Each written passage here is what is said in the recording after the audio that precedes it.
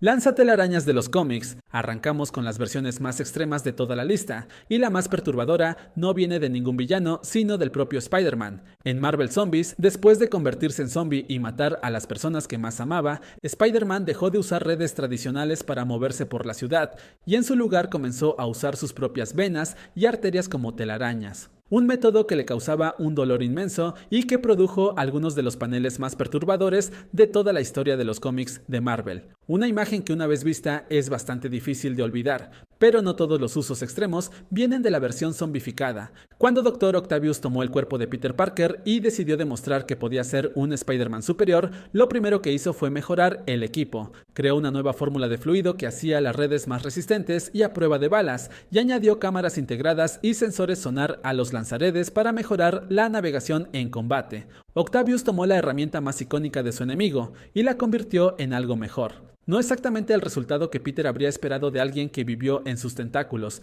En la serie What If, una tierra donde Spider-Man se convirtió en asesino entrenado, usaba lanzaredes modificados para disparar balas en lugar de redes. Y en otra realidad donde Peter se convirtió en el castigador, los villanos sobrehumanos no se rendían ante munición normal. Así que Peter desarrolló un cargador de ametralladora de cadena que encajaba directamente en su lanzaredes, cargado con perforantes, explosivos e incendiarios. Un Spider-Man que convirtió su herramienta más característica en un arsenal completo. Vaya que ese Peter tuvo una infancia diferente. Durante el evento Amalgam Comics, cuando los universos de Marvel y DC se fusionaron brevemente, el resultado fue Spider-Boy, la fusión de Spider-Man y Superboy. En lugar de lanzaredes en las muñecas, Spider-Boy empuñaba una pistola que disparaba redes sintéticas, usada tanto para balancearse como para derribar enemigos. Raro, pero coherente para un personaje que hereda el lado tecnológico de dos universos al mismo tiempo. Ben Reilly, el clon de Peter Parker que durante un tiempo llevó el traje de Spider-Man, tomó los lanzaredes de su predecesor y los mejoró de forma considerable. Los rediseñó para activarlos con movimientos de muñeca en lugar del doble toque de Peter. Los llevaba en el exterior del traje y añadió dos innovaciones que ningún otro Spider-Man había tenido. La primera fue la Impact Webbing, pellets de red que al impactar liberan tentáculos que envuelven completamente al objetivo, con una versión mejorada que Ben desarrolló más tarde, añadiéndoles ácido molecular capaz de quemar acero. La segunda fueron los Stingers, dardos metálicos con elemento paralizante de acción rápida para incapacitar sin daño permanente. Peter quedó tan impresionado con las innovaciones de Ben que llegó a usar sus lanzaredes temporalmente durante un conflicto con Norman Osborn.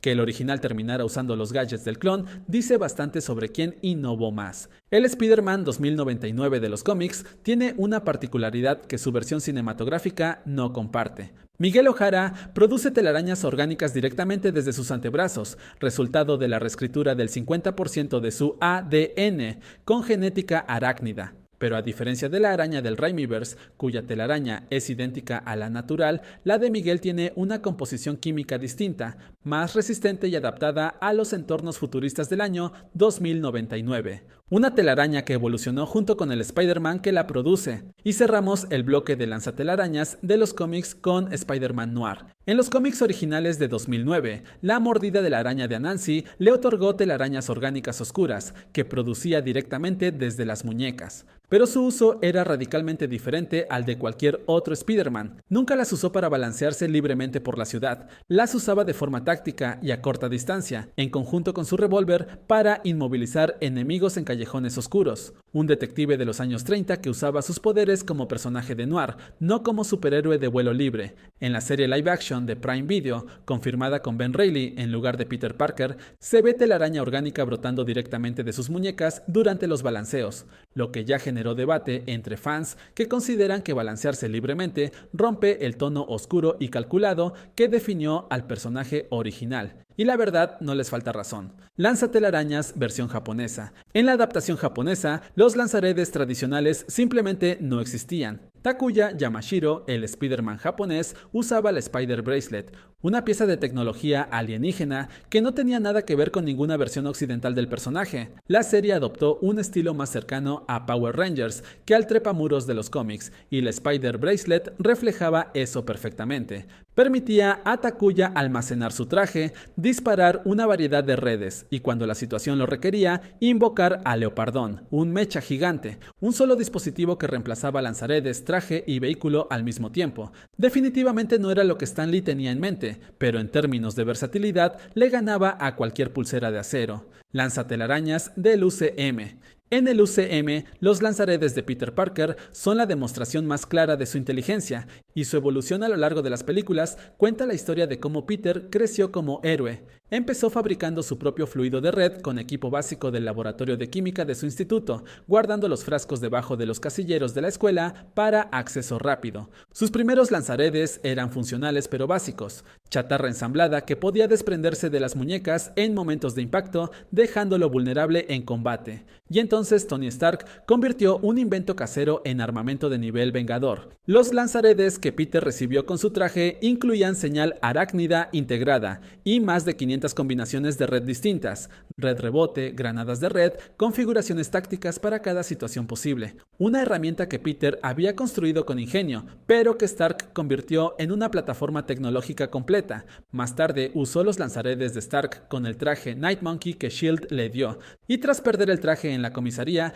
Peter usó el fabricador de Stark Industries para construir uno nuevo con lanzaredes integrados y activación manual de redes Taser, diseñadas específicamente para desactivar los drones de Misterio. La armadura Iron Spider añadió lanzaredes basados en nanotecnología que se recargaban automáticamente, eliminando el límite de cartuchos que había sido una constante en versiones anteriores. Y finalmente, Doctor Strange encantó los lanzaredes de Peter para disparar redes místicas capaces de teletransportar directamente a celdas de contención. Un lanzaredes construido con químicos de instituto que terminó siendo encantado por el hechicero supremo. Vaya que Peter recorrió un buen trecho. Lanzatelarañas del Spider-Verse. En el Spider-Verse, los lanzaredes no son un estándar, sino una expresión de cada Spider-Man individual. Miles Morales recibió su par de la tía May de Peter, y aunque en apariencia eran convencionales, en sus manos se convirtieron en algo diferente. Durante la batalla final contra Kingpin, las redes comenzaron a brillar en azul al ser infundidas con su bioelectricidad, una extensión física de su Venom Blast que nadie había anticipado, ni siquiera el propio Miles. Por otro lado, Miguel O'Hara usa redes tecnológicas avanzadas capaces de curvarse y dividirse en múltiples corrientes simultáneas. Y hay un detalle importante. El dispositivo en su muñeca no es un lanzaredes, sino un portal interdimensional para viajar entre universos. Por lo tanto, las redes probablemente se disparan desde su traje futurista o desde lanzaredes integrados no visibles. El resto de la Spider Society añade variaciones que el UCM nunca ha mostrado: escopetas de red, lanzaredes fotónicos, robots gigantes de apoyo, una organización donde cada Spider-Man trae su propia interpretación de la misma herramienta básica, que ya conoces, lanzatelarañas orgánicas, universo Raimi, y aquí es donde Spider-Man rompió una de sus reglas más importantes, y no por la calidad sino por una decisión de diseño que todavía genera debate décadas después. Después de la mordida en la Universidad de Columbia, el cuerpo de Peter desarrolló glándulas de seda arácnida que le permitían producir redes orgánicas directamente desde las muñecas, sin necesidad de cartuchos y teniendo un suministro prácticamente ilimitado. Pero lo que no agradó a muchos fans era exactamente eso, que esta versión no necesitaba aplicar su inteligencia para crear sus herramientas. Los lanzaredes mecánicos son, en los cómics, uno de los mejores argumentos de por qué Peter Parker es más que sus poderes. Un adolescente que fabrica tecnología que dejaría boquiabierto incluso a Tony Stark. Las redes orgánicas eliminan esa dimensión por completo. Y hay un dato de producción que poca gente conoce. Originalmente existía una escena donde Peter fabricaba sus propios lanzaredes, pero Raimi la eliminó deliberadamente, considerando que haría al personaje parecer demasiado inteligente y poco relatable para el público general, una decisión que dividió a los fans durante los siguientes 20 años. Pero no salió muy mal para Raimi, porque la trilogía sigue siendo una de las más queridas de la historia del cine de superhéroes. Lanzatelarañas de Mark Webb. Después de las redes orgánicas de Raimi, Mark Webb regresó a los lanzaredes mecánicos, y el resultado fue probablemente el diseño más elegante de toda la historia live action del personaje. Peter los fabricó usando piezas de reloj, una demostración perfecta de su nivel de ingenio. El diseño incluía correa de cuero, pantalla que mostraba el fluido restante y un mecanismo considerablemente más sofisticado de lo que su origen en piezas de reloj sugeriría. Y el fluido tampoco lo inventó Peter desde cero. Oscorp ya lo había desarrollado en forma de biocables, que eran 10 veces más resistentes que el acero, y producidos usando las mismas arañas radiactivas que más tarde mordieron a Peter.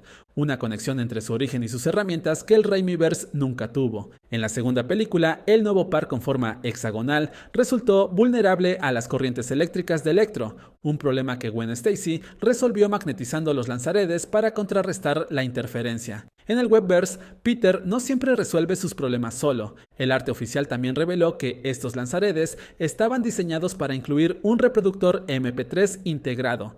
Que nunca llegara a pantalla sigue siendo una de las oportunidades perdidas más curiosas de toda la franquicia. Solo imaginemos por un momento a Andrew Garfield balanceándose por Nueva York escuchando indie rock mientras noquea criminales y piensa en Gwen. Muy en personaje, la verdad. Lanzatelarañas de los juegos Insomniac. En los juegos de Insomniac, tanto Peter como Miles construyeron sus propios lanzaredes negros y rojos con los que los jugadores podían balancearse por la ciudad con animaciones que siguen siendo referencia del género. Más allá del balanceo, los juegos incluían redes fabricables para combate, redes de impacto, redes eléctricas y bombas de red, añadiendo una capa de personalización que hacía que cada encuentro pudiera resolverse de formas creativas. En Marvel's Spider-Man 2, el simbionte cambió el color de las redes de Peter a negro, pero el juego se encargó de aclarar el límite. El simbionte alteraba el color, pero no producía las redes por sí mismo. Cuando los lanzaredes fallaban, las redes negras desaparecían con ellos. El simbionte amplificaba lo que Peter tenía, no lo reemplazaba. Aunque vale la pena mencionar que en Spider-Man 3, de la trilogía de Sam Raimi, Venom sí generaba telarañas orgánicas directamente desde su propio cuerpo, ya que el simbionte copió el ADN de Peter durante el tiempo que estuvo unido a él. Lanzatelarañas de los años 70. Y para entender cómo llegamos a redes místicas y balas, hay que volver al principio, porque antes de las 500 combinaciones de Stark, antes de las redes místicas de Strange, antes de los Impact Webs de Ben Reilly y las telarañas de venas perturbadoras de Marvel Zombies, hubo una serie de televisión en 1977 y un par de pulseras que hacían lo que podían con lo que tenían. En The Amazing Spider-Man de Nicholas Hammond, los lanzaredes eran pulseras voluminosas con cartuchos en forma de bloques, un botón enorme en el centro de la palma y una boquilla incómoda sobresaliendo de la muñeca. Las redes que disparaban no eran exactamente las más elegantes, a veces parecían cuerdas pintadas de blanco, pero hacían el trabajo. Peter también llevaba cartuchos extra en el cinturón para no quedarse sin suministro en plena acción. No era tecnología avanzada, pero esa primera pulsera de plástico era el punto de partida de todo lo que vino después.